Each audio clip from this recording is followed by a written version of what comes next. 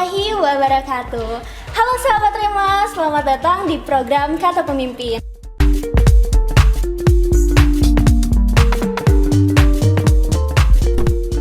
Program ini merupakan salah satu program dari Kementerian Pengembangan Sumber Daya Organisasi.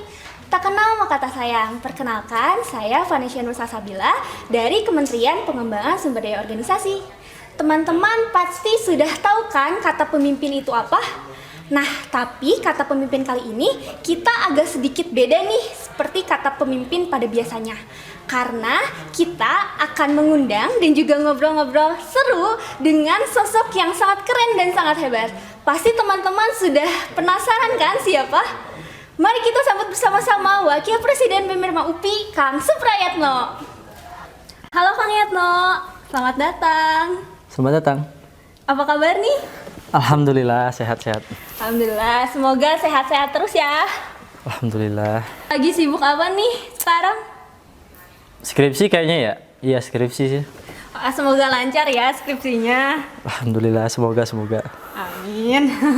Nah teman-teman, topik kata pemimpin kali ini kita akan membahas mengenai pentingnya melatih jiwa kepemimpinan dari dini. Nah teman-teman pasti sudah sangat-sangat menunggu-nunggu nih dan udah nggak sabar. Yuk kita langsung aja tanya-tanya. Nah Kang, menurut Akang Yatno nih sebagai sosok pemimpin yang sangat berpengaruh di UPI. Amin. Jiwa pemimpin itu apa sih Kang?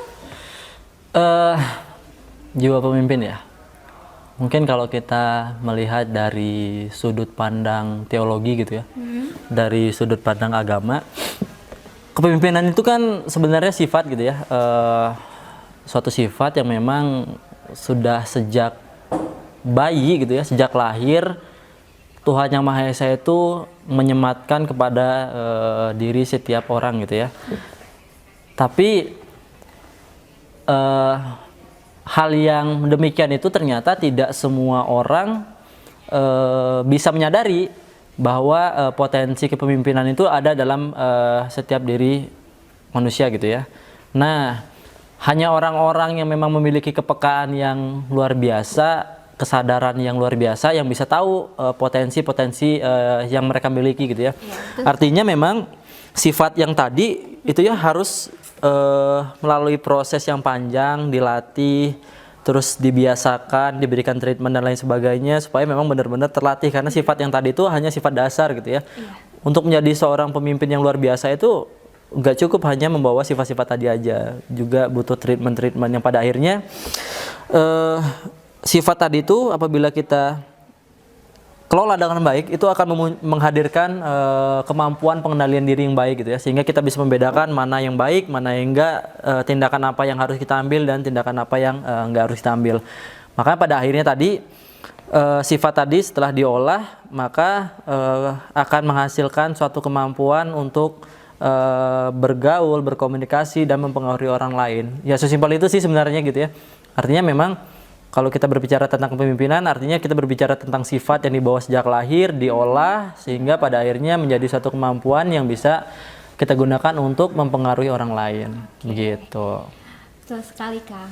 Nah Kang itu tuh biasanya ya bagusnya untuk melatih jiwa kepemimpinan itu dari diri sendiri dulu. Nah maksudnya itu dari sendiri bagaimana sih Kang melatih jiwa kepemimpinan dari diri sendiri itu? Gitu.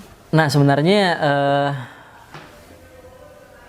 kita sering mendengar gitu ya, banyak orang-orang bijak berbicara gitu ya, kita harus memimpin diri sendiri dulu gitu sebelum memimpin orang lain. Nah artinya saat kita berbicara tentang memimpin diri sendiri ada banyak hal gitu ya yang memang harus kita lalui gitu. Salah satu prosesnya adalah kita harus juga pertama gitu ya, kita harus jujur lah dengan diri kita sendiri gitu ya sebelum kita masuk ke tahap-tahap selanjutnya. Karena jujur terhadap diri sendiri ini menjadi modal utama gitu ya, meningkatkan kualitas kepemimpinan yang ada dalam diri kita. Kita harus antara pikiran, lidah dan tindakan itu harus selaras gitu ya. Hari ini kan kita banyak melihat gitu ya, banyak orang yang berkata A tapi ternyata dia memikirkan yang B dan melakukan C gitu. Nah banyak orang-orang yang kayak gitu. Saya benci dengan A, saya tidak suka dengan B, saya tidak tidak sepakat dengan C. Pada akhirnya di belakang pembicaraan dianya ternyata dia berkoalisi dengan A, B, C. Nah, untuk menumbuhkan jiwa kepemimpinan yang baik itu coba kita mulai dari hal yang mendasar dulu gitu ya. Pertama, sinkronkan otak, lidah, dan tindakan. Itu pertama. Terus juga pemimpin yang baik itu adalah pemimpin yang memiliki target. Setiap langkah dia itu adalah tindakan-tindakan terukur. Misalnya, hari ini saya mau melakukan apa? Minggu depan saya melakukan apa? Tahun depan saya melakukan apa? 10 tahun ke depan saya harus melakukan apa? Sehingga terukur gitu ya. Pada lewat hari ini menjadi evaluasi. Oh, ternyata target ini nggak terukur gitu. Nah, gitu-gitulah. Kemudian juga seorang pemimpin yang baik tuh selalu berpikir positif gitu ya. Setiap orang itu adalah pemimpin. Walaupun dia tidak memimpin kelompok, minimal dia menjadi pemimpin bagi diri dia pribadi gitu ya. Saat dibenturkan dengan permasalahan-permasalahan, seorang pemimpin itu wajib hukumnya memiliki pemikiran selalu positif gitu ya. Oh, mungkin cobaan ini terjadi supaya saya lebih dewasa dan lain sebagainya. Nah, pikiran positif gitu harus selalu ditumbuhkan gitu ya. Nah, yang paling penting adalah rendah hati gitu ya. Seorang pemimpin itu harus rendah hati. Tidak boleh arogan, tidak boleh egois, karena pemimpin itu berhubungan dengan orang banyak, berhubungan dengan kemaslahatan dan lain sebagainya. Banyak hari ini kita lihat gitu ya, fenomena-fenomena di mana banyak tontonan-tontonan itu ternyata yang namanya pemimpin itu tindakan-tindakannya secara tidak langsung itu otoriter dan lain sebagainya. Nah, hal-hal seperti ini nih yang harusnya dikurangi, dan kerendahan hati itu harus terus ditingkatkan gitu ya. Kan ada peribahasa gitu ya, seperti padi lah gitu ya, semakin berisi semakin menunduk. Nah, pemimpin itu harus seperti itu gitu ya. Semakin dia tinggi, semakin kerendahan hatinya luar biasa. Seperti itu harusnya gitu. Wah, makin kelihatan ya pentingnya melatih jiwa kepemimpinan dari dini gitu ya, Kang. Nah, Kang, sebagai mahasiswa aktif nih, kira-kira jenis kegiatan apa aja sih yang bisa melatih jiwa kepemimpinan sedari dini? Jenis kegiatan banyak sih sebenarnya gitu ya. Salah satu cara untuk meningkatkan kualitas kepemimpinan itu ada banyak hal gitu ya.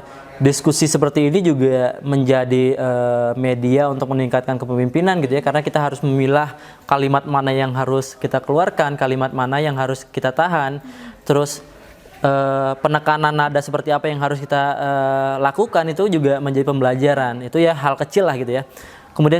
Kemudian itu kegiatan-kegiatan yang memang sifatnya itu kelompok, itu juga sangat-sangat penting gitu ya. Contohnya misalnya kegiatan semacam LKM, PAB dan lain sebagainya gitu ya. Itu memang sangat-sangat penting dilakukan gitu ya bagi semua himpunan ataupun BEM fakultas atau ormawa-ormawa tingkat universitas gitu ya, karena memang media-media seperti ini adalah media pembelajaran bagi kita semua. Selain itu juga ada membaca gitu ya.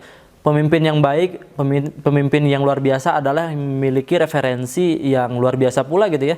Kita sangat mengenal bagaimana seorang Bung Hatta gitu ya, yang berulang kali dilempar, diasingkan dan lain sebagainya. Yang difikirkan apa gitu ya, tumpukan-tumpukan bukunya yang berkoper-koper gitu ya, sampai saat dia dibuang ke digul dan lain sebagainya, dia petugas kebingungan gitu ya, melihat tumpukan kopernya yang luar biasa, ternyata isinya buku dan lain sebagainya gitu ya. Bukan hanya itu aja gitu ya, kita melihat banyaklah pemimpin-pemimpin lain. Coba kita lihat hari ini, kalau ada yang lihat di tayangan Rocky Gerung misalnya, lihat bukunya di semua sudut banyak gitu ya.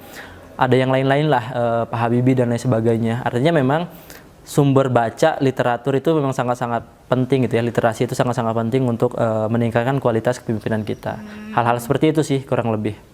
Ya, benar sekali, Kang. Jadi kita harus suka gitu ya, hobi untuk membaca, untuk meningkatkan jiwa kepemimpinan. Selain itu juga kaderisasi berarti salah satu cara atau salah satu wadah untuk mengembangkan jiwa kepemimpinan ya, Kang. Bener. Oke, Kang, terima kasih, Kang. Nah, terakhir nih, Kang, kira-kira boleh dong kasih motivasi sepatah dua patah kata kepada sahabat Rema agar tergerak gitu jiwa kepemimpinannya. Oke, sebenarnya balik lagi tadi ya, saya coba sedikit mengulas dari awal gitu ya. Kita tuh sudah punya sifat dasar sebenarnya untuk bisa tumbuh, berkembang, bertumbuh menjadi seorang yang luar biasa hebat gitu ya.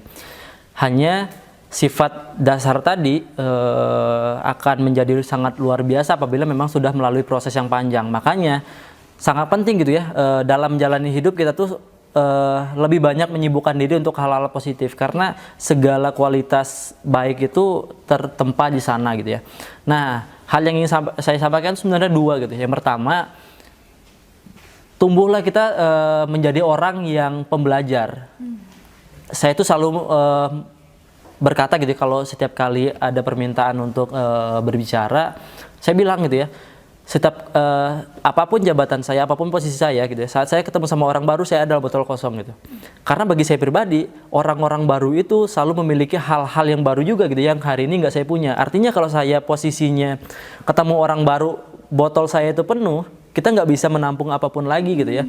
Tapi kalau ketemu orang baru, botol kita itu kosong, minimal ada hal-hal baru yang akan masuk ke dalam diri kita gitu ya.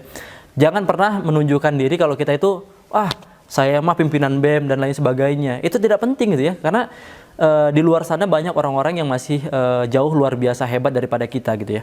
Nah, ini juga berlaku bagi kita menjalani hidup berorganisasi gitu ya.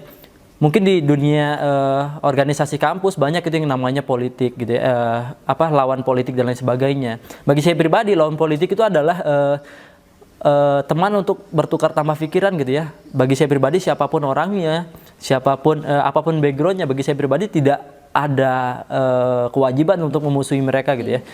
Karena saya menerapkan sistem tadi gitu ya. Saya adalah botol kosong yang setiap saat harus diisi gitu ya. Terus diisi. Kalaupun sudah penuh, ya saya ganti botol lagi gitu ya, supaya diisi lagi gitu. Nah, lebih kayak gitu. Itu yang pertama. Yang kedua, yang ingin saya sampaikan adalah kita tuh kaum muda gitu ya. Kita kaum muda, kaum yang barbar mungkin gitu ya, kaum yang jiwa dan semangatnya masih sangat-sangat menggelora gitu. Nah, benar.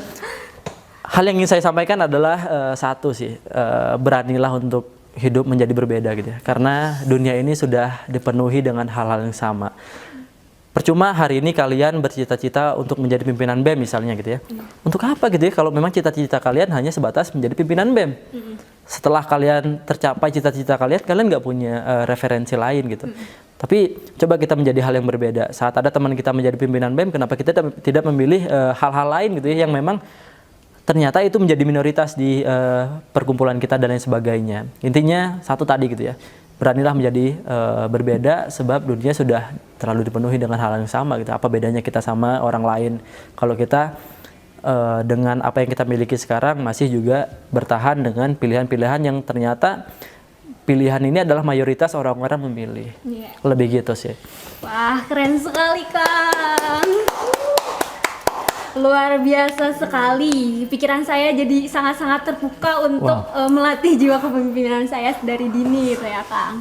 Terima kasih Kang, di tengah kesibukannya sudah meluangkan waktu untuk mampir di program Kata Pemimpin ini. Sukses selalu ya Kang. Amin, semoga amin. kita bisa diskusi lagi mengenai topik-topik lain.